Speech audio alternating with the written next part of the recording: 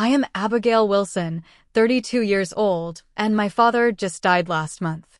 Dad and I were incredibly close, especially after my mom passed when I was 12. My step-siblings Martin and Rebecca never understood our bond, always jealous of our relationship. When Dad got sick, I was by his side daily, unlike them who visited twice. Yesterday, I discovered they scheduled his will reading without telling me. The lawyer said I was not invited. Tears burned my eyes, but I refused to be erased. That night, I found something in Dad's office that changed everything. The property deeds. In my name. Before I continue my story, I would love to know where you are watching from. If this resonates with you, please subscribe to hear more stories about standing up for yourself when family tries to push you aside. My relationship with my father, Thomas Wilson, was built on mutual respect and genuine love. Dad grew up poor in rural Pennsylvania, the son of a factory worker who lost his job during economic downturns of the 70s. Through sheer determination and countless overnight shifts, Dad put himself through college and eventually scraped together enough for a down payment on his first small apartment building. That single property became the cornerstone of what would grow into Wilson Property Holdings, a respectable mid-sized real estate company with assets across 3 states. I remember trailing behind him on property inspections from the age of 7, holding his clipboard and feeling important as he taught me to look for water damage and check the foundation. These weren't just father-daughter outings. They were my first business lessons. Everything changed when I was 12 and Mom died from breast cancer. The loss devastated both of us, creating an unbreakable bond forged in grief and resilience. Dad threw himself into work, and I became his shadow, finding comfort in the routine of property visits and tenant meetings. 3 years after Mom died, Dad met Eleanor at a charity auction.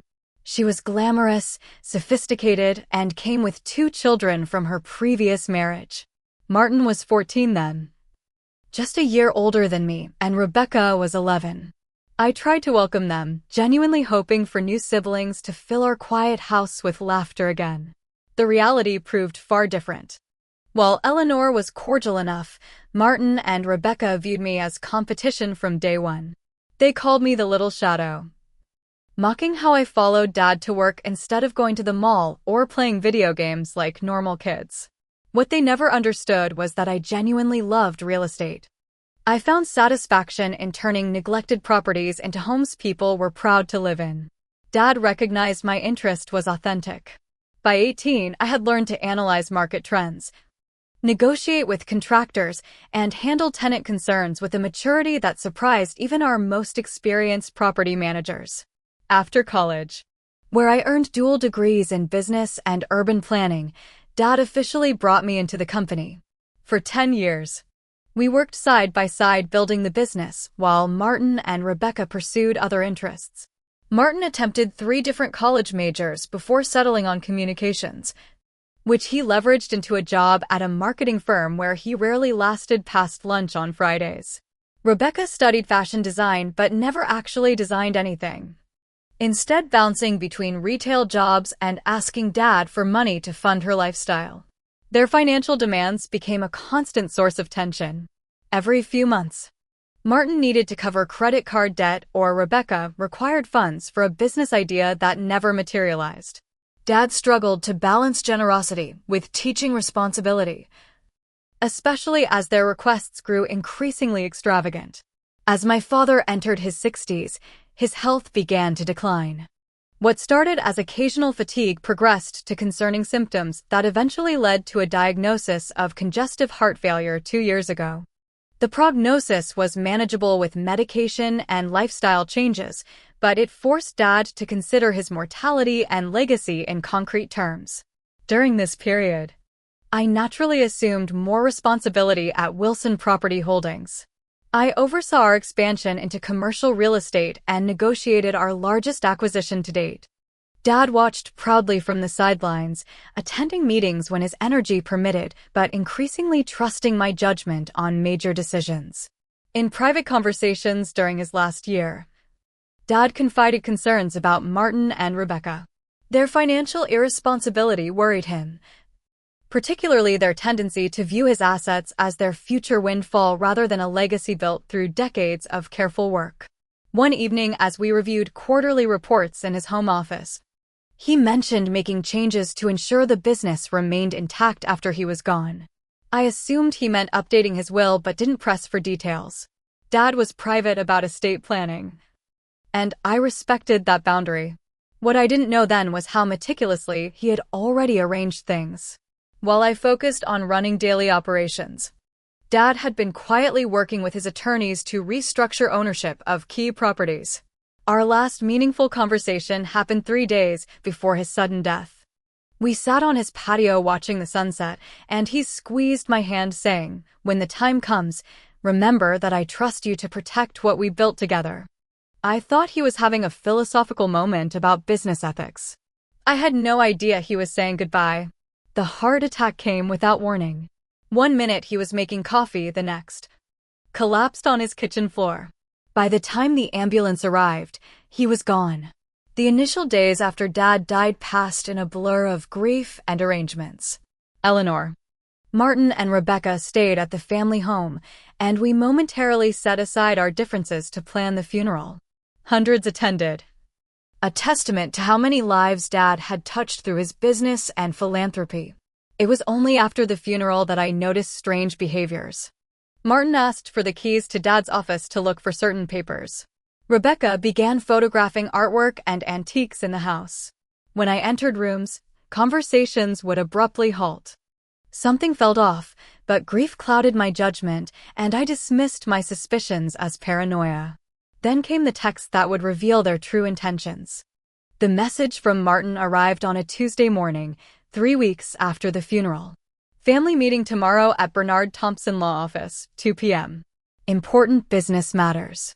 I found it odd that he texted rather than called, but responded that I would be there. Hours later, my phone rang. It was Julia, Dad's executive assistant for 15 years and a family friend. Her voice sounded strained. "Abigail, I wanted to check if you are attending the will reading tomorrow." "Will reading?" I repeated, confusion mounting. Martin just called it a family meeting. A lengthy pause followed before Julia continued, "That is what they are calling it, but Bernard Thompson is your father's estate attorney." "I just assumed." Her voice trailed off. My stomach knotted as implications surfaced. They had deliberately obscured the nature of the meeting, which raised immediate red flags. "Thank you for letting me know, Julia. I appreciate your honesty." After hanging up, I called Bernard Thompson's office directly. His secretary initially seemed glad to hear from me, but her tone shifted when I mentioned the meeting. "Let me check if Mr. Thompson is available," she said, putting me on hold for several minutes. When Bernard finally came on the line, his normally warm demeanor was replaced with formal politeness. "Abigail, I was just about to call you regarding some paperwork we need for the business transition. Completely separate matter from tomorrow." "So you're reading my father's will tomorrow?" I asked directly.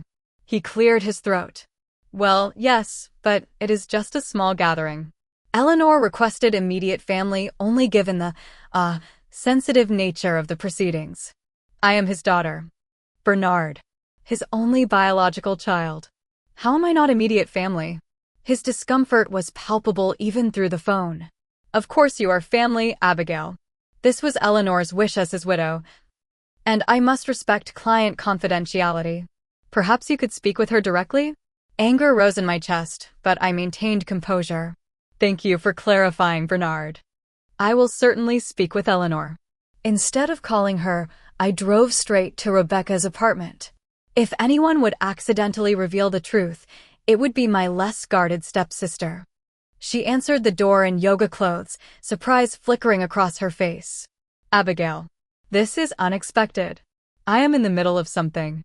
This will only take a minute. Why was I not formally invited to Dad's will reading tomorrow?" Her momentary confusion gave way to a smirk. "Oh, that.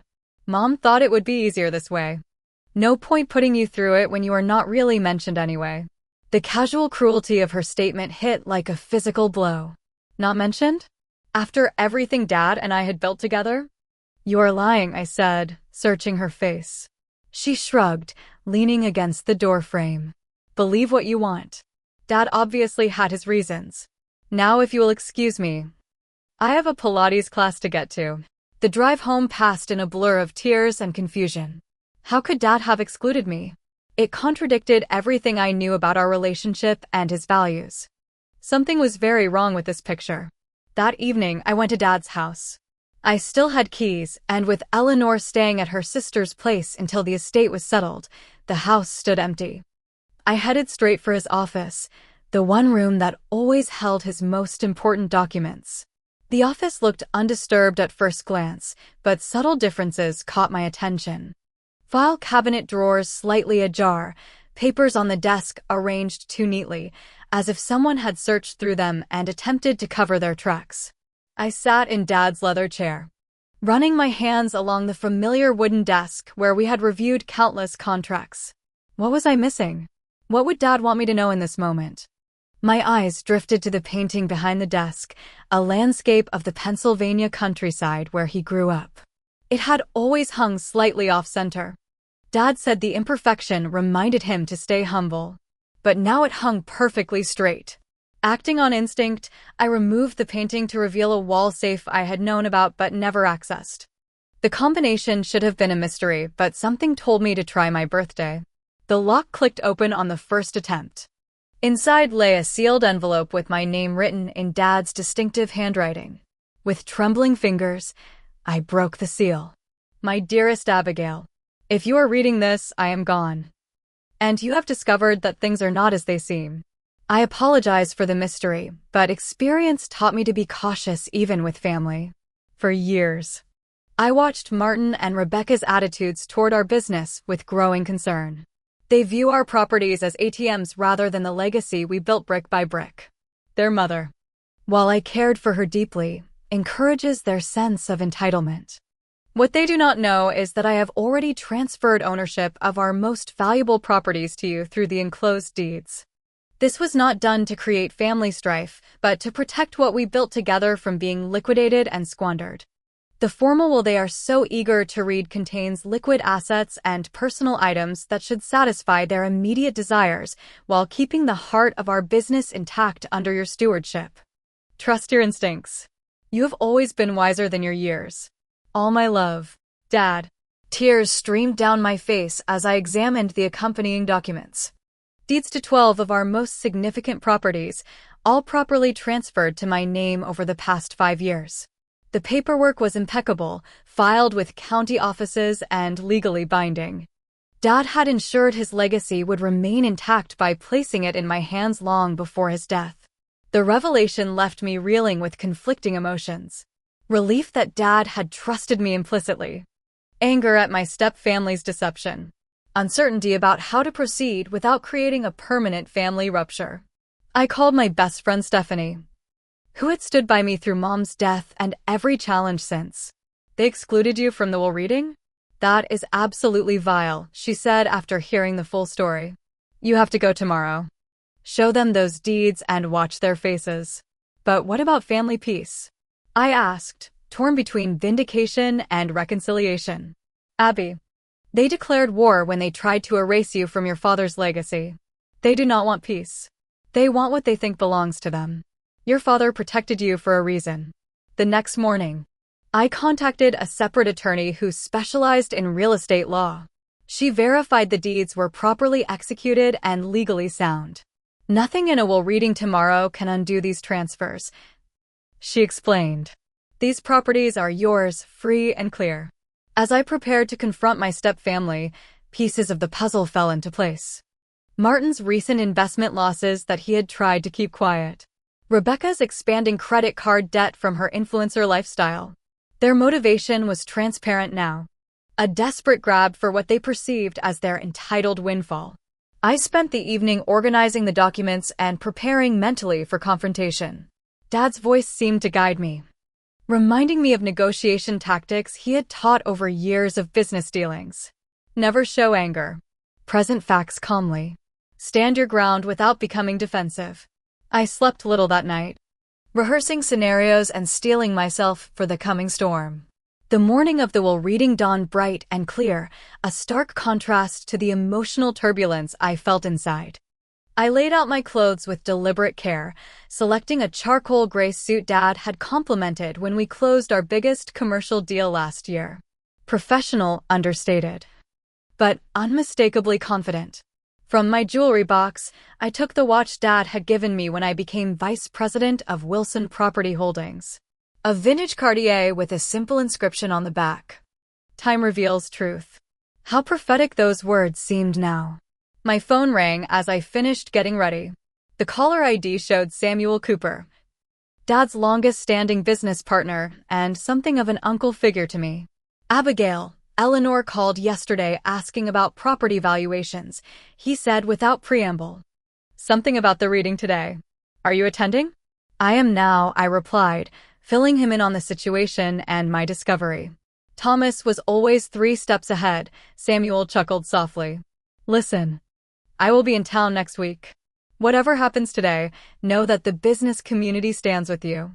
Your father earned his reputation through integrity, something those step-siblings of yours would not recognize if it bit them. His support bolstered my resolve. I was not just protecting my inheritance, but honoring Dad's wishes and business principles. Before leaving, I created copies of all documents, leaving one set with my personal attorney. The originals went into a leather portfolio Dad had used for important presentations. It felt right to carry his legacy in something that had been part of building it. The drive to Bernard Thompson's downtown office gave me time to organize my thoughts. I had learned from Dad that preparation determined success in any confrontation. Each property deed was arranged chronologically, with sticky notes marking signature pages. I had researched exact market values of each building, confirming what I already suspected, that the properties transferred to me represented approximately 70% of Wilson Holdings' total value.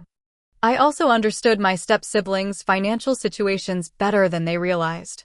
Martin's failed cryptocurrency investments last year had cost him nearly $200,000, money borrowed against his anticipated inheritance. Rebecca's social media influencer aspirations required increasingly expensive settings and wardrobes, funded by credit cards she assumed would be paid off after Dad died. Eleanor, while financially comfortable from her first divorce settlement, had grown accustomed to Dad's level of wealth and feared returning to her middle-class origins. Their desperation made them dangerous, but also predictable. They would want liquid assets immediately, with plans to sell properties for maximum personal gain rather than maintaining the business Dad spent his life building. As I pulled into the law firm's parking garage, I rehearsed potential scenarios one final time. The initial shock when I appeared. The dismissive attempts to make me leave. The reading itself, which would reveal far less cash than they expected. And finally, my revelation about the property transfers. Timing would be crucial. Too early, and Bernard might adjourn before finishing the official will. Too late, and I might miss the opportunity to establish my legal standing before they began contesting everything. I checked my appearance in the rearview mirror. Dad always said first impressions set the tone for negotiations. My expression reflected determination rather than the anger or grief churning beneath the surface. Good. This was about business now, not just family drama. Taking a deep breath, I gathered my portfolio and stepped out of the car. The weight of responsibility settled on my shoulders, but alongside it came certainty. Dad had trusted me with his life's work because he believed in my ability to protect and grow it. I would not let him down. The elevator ride to the 12th floor seemed endless. I used those moments to center myself, recalling Dad's advice before my first major negotiation: know your worth, then add tax. I smiled at the memory as the doors opened into the prestigious law firm's reception area. Time to honor Dad's legacy the way he deserved, by ensuring it remained in caring, competent hands. The receptionist at Thompson Legal looked up as I approached her desk, recognition flashing across her face. Miss Wilson, I did not expect to see you today. She glanced nervously toward the conference room doors. I have an interest in the Wilson estate proceedings, I said pleasantly. Which room is the reading taking place in? Her hesitation was brief but noticeable. Conference room C, but I believe Mr. Thompson requested. Thank you, I cut in smoothly, already moving past her desk. As I approached the frosted glass doors, Voices carried from inside. Martin's distinctive laugh, followed by words that made me pause. The Riverside properties should sell quickly. Developer friends of mine are already interested. We could close within 30 days. Rebecca responded excitedly. And the downtown building? That has to be worth at least $4 million in today's market. My hand tightened on my portfolio. The downtown building had been Dad's first major acquisition, the cornerstone of our business. They were already carving up his legacy before his will was even read. I pushed open the door without knocking. The conversation halted abruptly as 4 heads turned toward me: Martin, Rebecca, Eleanor, and Bernard Thompson. Their expressions ranged from shock to irritation to professional discomfort. Eleanor recovered first. Abigail, this is a private family meeting. I am family, I replied, moving confidently to an empty chair at the conference table. As Dad's daughter, I have every right to be here. Martin stood, his 6-foot frame attempting to intimidate. Bernard made it clear this was for beneficiaries only. You were not invited for a reason. Bernard shifted uncomfortably in his seat, legal papers arranged neatly before him. I did explain that Mrs. Wilson requested immediate family only. Which I stated firmly, taking my seat despite no one inviting me to. Shall we proceed with the reading? Rebecca exchanged glances with her mother, a silent communication passing between them. Bernard cleared his throat, clearly caught between professional obligation and personal discomfort. Very well, he began, lifting the first document. We are gathered today to execute the last will and testament of Thomas James Wilson, dated February 15th of this year. I noted the date with interest. Just 4 months ago. Well, after the property transfers had been completed. Dad had updated his will knowing exactly what it would and would not include. Bernard continued with legal preamble, his voice taking on the formal tone of an attorney fulfilling official duties. I observed my step-siblings' reactions. Martin sat forward eagerly, fingers drumming the table. Rebecca kept glancing at her phone, presumably calculating purchases against her anticipated windfall. Eleanor maintained a dignified posture, but her eyes revealed anticipation. Now for the distribution of assets, Bernard announced, turning to the relevant page. All personal effects within my primary residence, including furniture, artwork, vehicles, and household items, I leave to my wife, Eleanor Wilson, with the exception of specific items designated below. Eleanor nodded, unsurprised by this standard provision. To my stepson, Martin Green, I leave my collection of watches, with the exception of the Cartier already gifted to my daughter, along with the sum of $100,000. Martin's face faltered slightly. Only $100,000?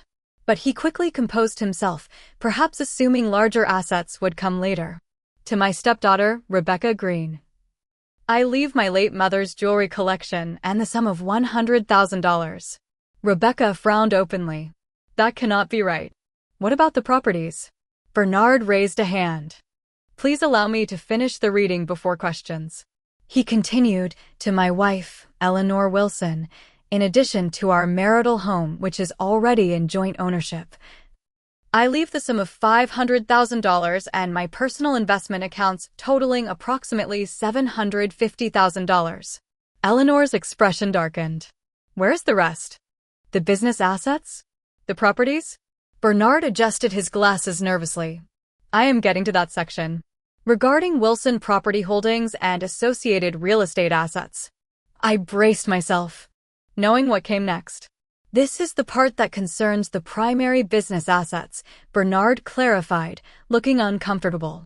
Regarding Wilson Property Holdings and associated real estate assets, I can only bequest those properties legally remaining in my name at the time of my death. What does that mean exactly?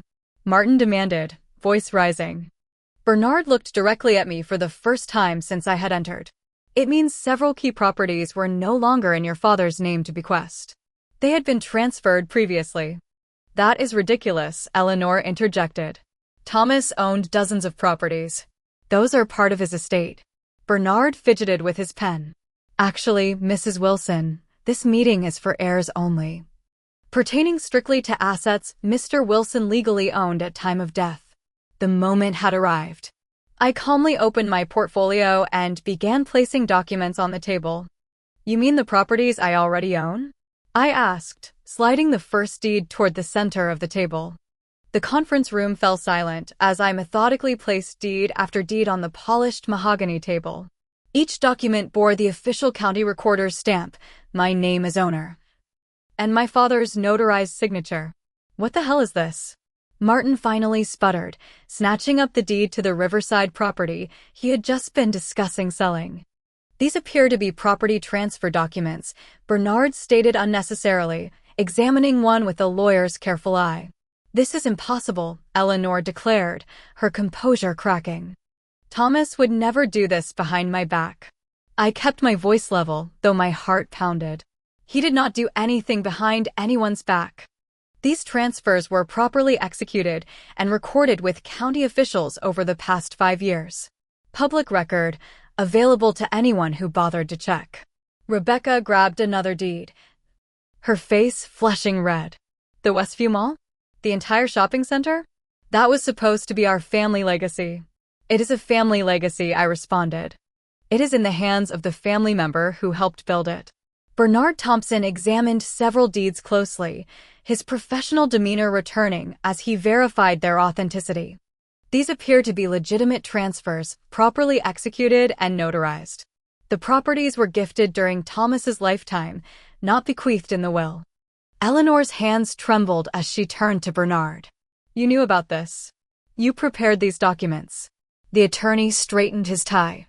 As Thomas's legal counsel, I executed his instructions according to the law. These transfers were his explicit wish. Martin slammed his fist on the table. This is fraud. She manipulated Dad when he was sick. I maintained my composure despite the accusation. The earliest transfer was executed 5 years ago, long before Dad's health declined. Each document includes an independent medical evaluation confirming his sound mind and voluntary action. He was protecting his life's work. Rebecca began to cry, tears smearing her mascara. It is not fair. We are his family too. That money was supposed to secure our futures. The money was never the point, I explained, thinking of countless conversations with Dad about our business philosophy. The properties were meant to provide ongoing income through proper management, not quick cash from liquidation sales. Eleanor stood abruptly, her chair scraping against hardwood flooring. I will contest this. Thomas was not in his right mind. He would never have disinherited his own wife and children. Stepchildren. I corrected gently. And he did not disinherit you. You received exactly what he intended you to have. The personal items, the liquid assets, the investment accounts. What he did not want was the business he built being dismantled and sold off piece by piece. Martin scoffed. How convenient for you to suddenly have everything. What did you do? Cry to Daddy about being his real daughter until he signed whatever you put in front of him? The accusation stung, but I was prepared. I removed another document from my portfolio. Dad's personal letter. Would you like to hear his explanation in his own words? Eleanor waved dismissively. Some letter you probably wrote yourself. This will never stand up in court. Bernard interjected. Actually, Mrs. Wilson, I witnessed Mr. Wilson writing this letter. It is consistent with the conversations he and I had regarding his estate planning. I unfolded the letter and began reading aloud, Dad's voice seeming to fill the room through his written words. As I reached the section explaining his concerns about their financial irresponsibility, Martin's face contorted with rage. This is character assassination, he shouted. He was always judging us, never giving us a real chance in the business. Rebecca sobbed louder. He never understood that my social media presence was building a brand. I needed those startup costs. I continued reading until I reached Dad's explanation of the formal will. The liquid assets they would receive would satisfy their immediate desires while keeping the heart of our business intact. Martin laughed bitterly. $100,000? That barely covers my current debts. That is exactly his point, I replied. Dad watched you accumulate debt expecting his death would wipe it clean. He saw how you discussed selling his life's work before he was even gone. How would he know what we discussed? Eleanor demanded. I met her gaze steadily. 2 months before he died, he overheard you three at the house. You thought he was napping, but he heard everything. Your plans to sell the properties immediately, divide the cash, and go your separate ways. Eleanor's face paled, confirming the truth of my statement. Bernard cleared his throat. I can confirm that Thomas came to me very disturbed after that incident. It solidified his decision regarding the estate distribution. This is a conspiracy, Martin declared, turning to Bernard. You helped her steal our inheritance. You will lose your license when this gets to court. The attorney remained calm. I executed my client's legal wishes. The property transfers are valid and proper. You are welcome to contest them. But I should warn you that litigation would be lengthy, expensive, and unlikely to succeed given the documentation. Rebecca grabbed my arm, her nails digging into my skin. You cannot just take everything. What about us? What are we supposed to do now? I gently removed her hand. You each received $100,000, plus valuable personal items. Eleanor received over $1 million in cash and investments, plus the house. That is hardly nothing. But it should have been millions more. Martin shouted, his true colors fully revealed. Dad was worth at least $15 million with all those properties. And that is exactly why he protected them, I replied. The business was never about a one-time cash windfall. It was about building something sustainable that could support generations if properly managed. Martin lunged across the table, grabbing for my folder of documents. I will not let you get away with this. Bernard immediately pressed a button on the conference phone. Security to conference room C, please. Immediately. Eleanor grabbed her purse. Face rigid with controlled fury. This is not over, Abigail. We will contest everything. You have destroyed this family. I looked at her sadly. The family was broken long before today.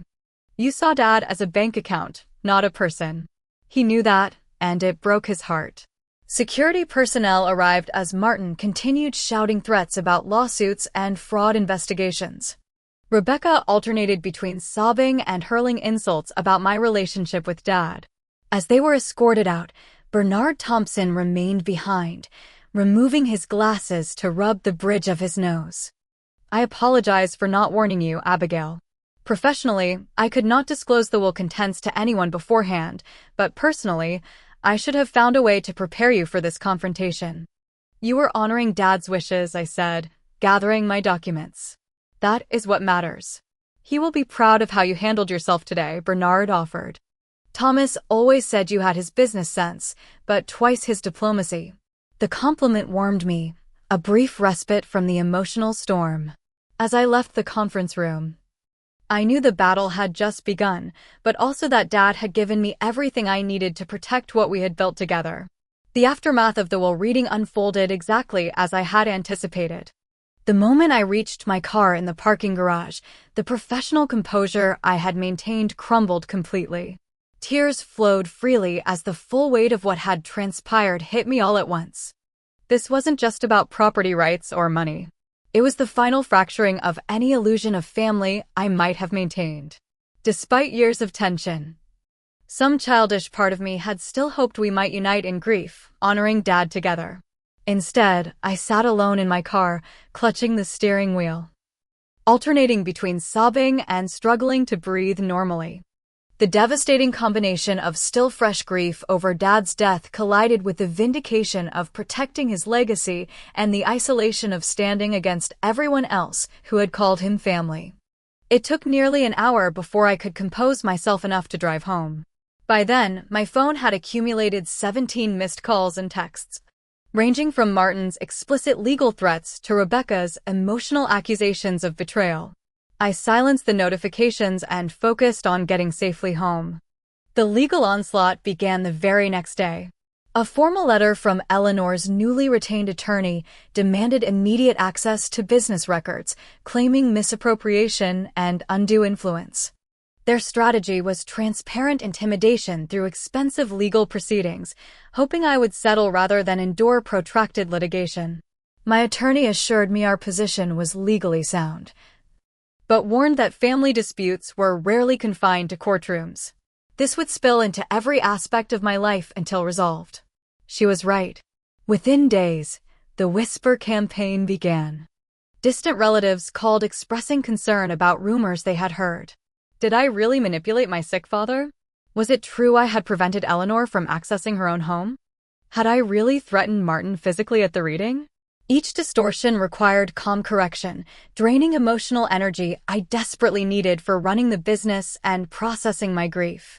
Some family members accepted my explanations, while others chose sides based on pre-existing relationships or their own financial interests in the outcome. The business itself became the next battleground. Martin contacted several of our major tenants, introducing himself as a legal heir to the Wilson properties and suggesting they should escrow rent payments until ownership disputes were resolved. This underhanded tactic required immediate damage control, with my attorney sending formal clarification letters confirming my legal ownership. Most tenants remained loyal, having worked with me personally over the years, but the disruption created unnecessary tension during lease renewal negotiations. Several commercial tenants expressed concern about potential property sales, requiring additional reassurance about long-term stability. Meanwhile, I discovered Dad had left detailed plans for several properties that I had not known about. His personal files contained vision boards and preliminary sketches for converting an aging downtown building into mixed-use apartments with ground-floor retail, creating both housing and small business opportunities in a revitalizing neighborhood. The project perfectly embodied his philosophy that real estate should strengthen communities, not just generate profit. I threw myself into implementing his vision, finding comfort in continuing work he had valued. The first major business decision I faced without Dad came just 6 weeks after the will reading. A national hotel chain offered significantly above market value for our largest commercial property, intending to demolish the historic building for new construction. The offer arrived with a personal note suggesting it could help resolve family disputes by providing immediate liquidity to satisfy everyone's interests. I recognized Eleanor's hand in orchestrating this supposed solution. The financial terms were tempting on paper, especially with legal bills mounting. But accepting would betray everything Dad stood for. The building housed 14 small businesses that would be displaced, many without viable relocation options in the increasingly expensive downtown area. After careful consideration, I declined the offer and instead initiated renovations to address deferred maintenance issues, demonstrating commitment to existing tenants and the building's historical significance. This decision earned community support but intensified family accusations that I was being financially irresponsible and deliberately spiteful. Thanksgiving arrived with painful awareness of Dad's empty chair. I had always hosted the holiday at my home, with Dad taking the head of the table. This year, Eleanor organized a competing dinner, inviting extended family and mutual friends, forcing many to choose sides through their attendance. Several apologetically explained they felt obligated to support Eleanor as the grieving widow, though they held no ill will toward me.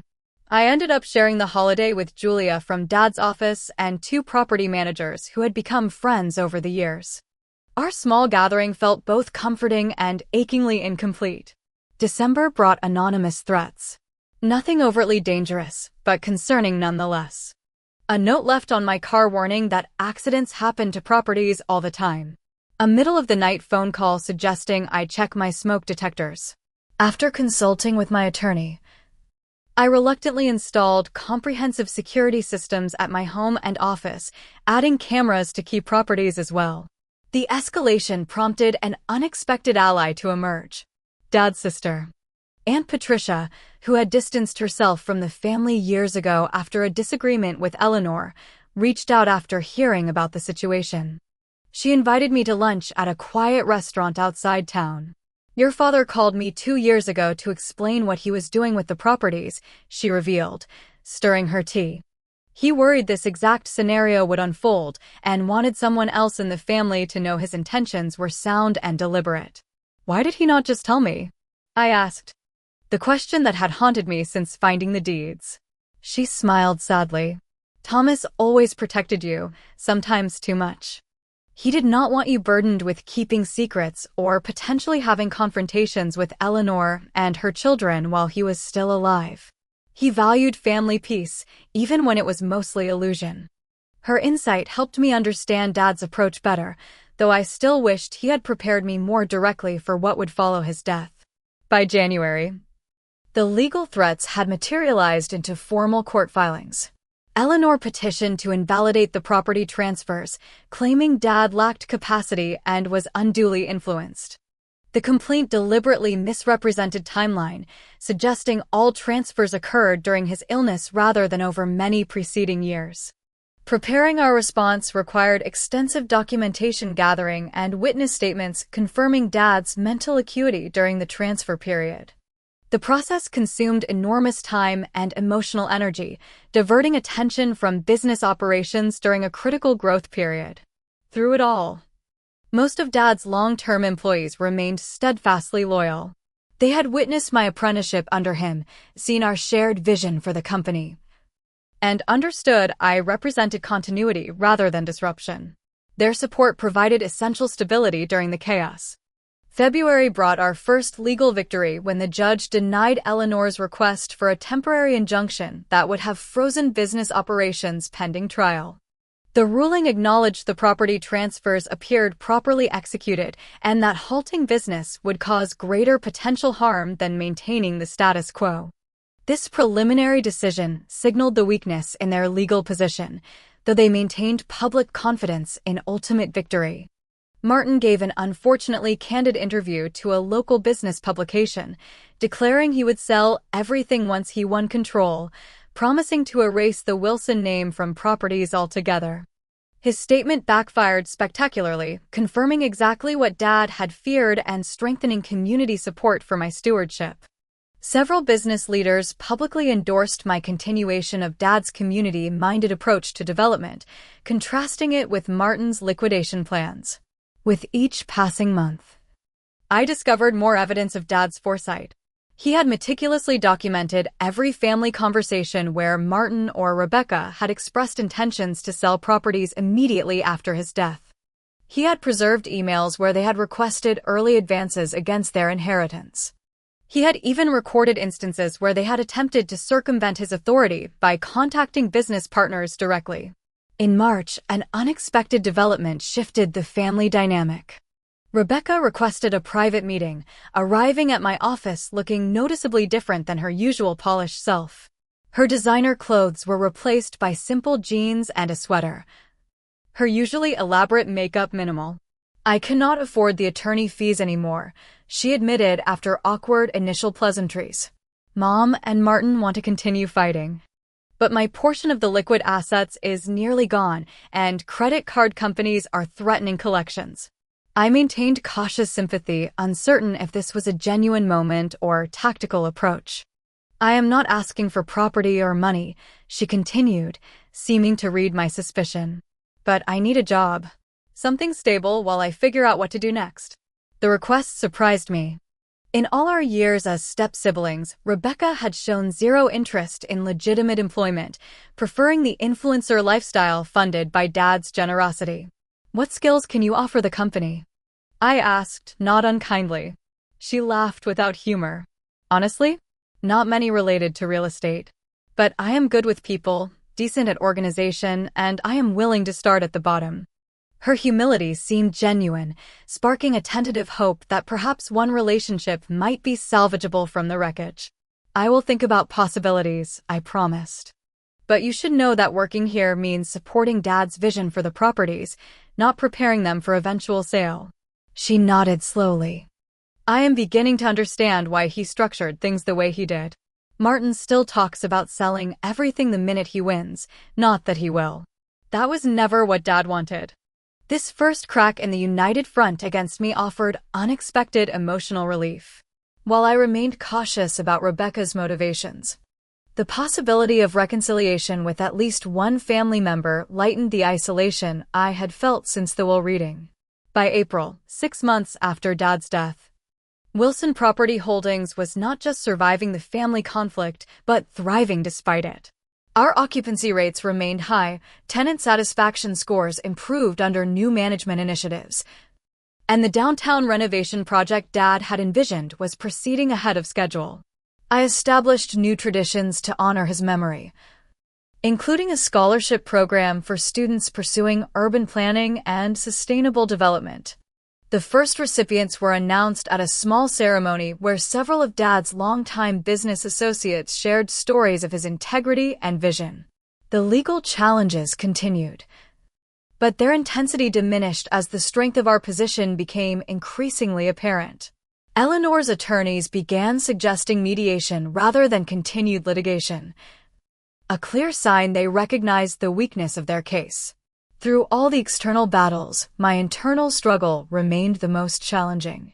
Learning to trust my own judgment without Dad's guidance. Balancing business decisions with emotional considerations. Finding moments to process grief amid constant demands for strength and composure. On what would have been Dad's birthday, I visited his grave alone, bringing his favorite yellow roses and a small model of the downtown building renovation project. "We are doing it, Dad," I whispered, placing the items beside his headstone. "Everything you hoped for is happening, just the way you planned. I just wish you were here to see it." The spring breeze seemed to answer, carrying the scent of fresh grass and new beginnings. In that moment, I felt his presence not in the granite marker, but in the legacy that continued to grow and evolve under my care. 1 year after Dad's death, I stood in the newly renovated lobby of the Wilson Community Center, formerly our downtown office building. Sunlight streamed through restored historical windows, illuminating the space where local entrepreneurs now operated small businesses on the ground floor. The upper levels had been converted to affordable housing units, already fully occupied with a waiting list stretching months. A bronze plaque near the entrance commemorated Thomas James Wilson, describing him as a builder of properties and communities.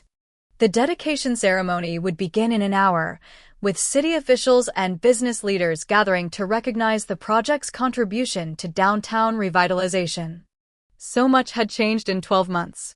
The legal challenges had largely dissolved after Eleanor's attorneys finally acknowledged the irrefutable documentation supporting the property transfers. The judge's strongly worded preliminary ruling had made their position essentially untenable, leading to a settlement conference rather than a protracted trial. In the end, Eleanor received an additional $200,000 in exchange for dropping all claims and signing a non-disparagement agreement. The amount was far less than they had sought, but enough to allow everyone to move forward with dignity intact. Martin never accepted the outcome, choosing instead to leave town entirely after his own financial situation deteriorated beyond repair. His cryptocurrency investments had failed spectacularly, and the banks that had loaned against his anticipated inheritance called their notes due when the legal case collapsed.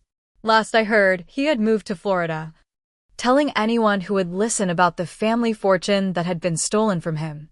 Rebecca's story took a surprisingly different turn. The job she had requested started in customer service at one of our residential properties. To everyone's shock, especially mine, she excelled at tenant relations, bringing genuine empathy and problem-solving skills to the role. Over months, she earned promotions based on merit rather than family connection, eventually becoming residential operations manager for 3 properties. Our personal relationship evolved too, moving from cautious colleagues to something resembling actual sisters. Weekly coffee meetings to discuss business gradually included personal topics as well. We would never fully recover the relationship that might have been without years of prior tension. But we found a new foundation based on mutual respect and shared commitment to Dad's legacy. Eleanor chose to move across the country to live with her sister in Arizona, selling the family home and making a clean break from painful memories. Her occasional cards during holidays remained formal, but without the previous hostility. Time and distance had softened the sharpest edges of our conflict. My own journey proved more complex than simply winning legal battles. The year forced growth in ways I had never anticipated, challenging me to step fully into leadership rather than remaining Dad's capable assistant. Decisions that I previously would have deferred to him now rested solely on my shoulders, requiring confidence in my own judgment even when others questioned it. The most significant personal change came in allowing myself to grieve properly. For months after the will reading, I had channeled all emotion into protecting the business, postponing the necessary process of accepting Dad's absence. Only after the legal threats subsided could I finally acknowledge the enormous void his death had created. A grief counselor helped me recognize that honoring his legacy did not mean I had to become him or run the business exactly as he would have. The greatest tribute was using the foundation he provided to build something that reflected both his values and my own vision. This permission to evolve rather than simply preserve freed me to introduce innovations Dad might never have considered. The Thomas Wilson Scholarship Foundation became my most personally meaningful project, using a percentage of property income to fund educational opportunities for disadvantaged students interested in community development. The first class of 10 scholarship recipients had already begun internships within our properties, bringing fresh perspectives and energy. We also launched a small business incubator program in previously underutilized commercial spaces, offering reduced rent and mentorship to first-time entrepreneurs from underrepresented communities. Dad had always believed real estate should create opportunity, not just collect rent, and these initiatives extended that philosophy in new directions. Not every decision succeeded. My attempt to rapidly expand into neighboring counties stretched resources too thin, requiring a strategic retreat and refocusing on core properties. Dad would have advised against such aggressive growth, a lesson I learned through experience rather than instruction. Each misstep, however, built confidence in my ability to recover and adapt. As guests began arriving for the dedication ceremony, I spotted Rebecca near the entrance, greeting city council members with professional warmth. Our shared work in recent months had revealed capabilities in her that had previously been overshadowed by family dynamics. Given responsibility and genuine opportunity, she had discovered ambition beyond social media validation. Today would be different than the tension-filled gathering at last year's will reading. The crowd included people who had truly valued Dad and understood his vision. The mayor would present a Community Impact Award. Local business owners whose shops occupied the renovated space would share success stories. And I would announce the expansion of our scholarship program, ensuring Dad's name remained associated with opportunity rather than family conflict. Before taking my place at the podium, I touched the watch Dad had given me, still keeping perfect time. The inscription caught the light. Time reveals truth. How right he had been. Time had revealed not just the legal truth of his intentions, but the deeper truth of his wisdom in arranging matters as he did. The inheritance that mattered most was never the properties themselves, but the values they represented. Community investment over quick profit. Sustainable growth over exploitation. Integrity even when costly. These principles guided my decisions daily, a living legacy more valuable than any deed or title. As I prepared to address the gathering, I realized I had received exactly what Dad intended all along. Not just buildings and business accounts, but the confidence to carry forward what we had built together while making it uniquely mine as well. That was the real estate that mattered most. The territory of personal growth, professional purpose, and continued connection to his memory through meaningful work. Thank you all for joining us today to honor not just a building, but a vision I began. Looking out at the assembled community, my father believed that property at its best serves as foundation for possibility. Today, we continue that legacy not just through physical spaces, but through the opportunities they create for all of us to build something lasting together. The greatest lesson I learned through this challenging year was that inheritance is about more than assets transferred. It's about values transmitted from one generation to the next. Have you ever had to fight for something that was rightfully yours? I'd love to hear your stories in the comments. If this resonated with you, please like, subscribe, and share to help others who might be facing similar family challenges. Thank you for listening to my journey from exclusion to empowerment. And remember that sometimes the most valuable inheritance isn't listed in any will or property deed.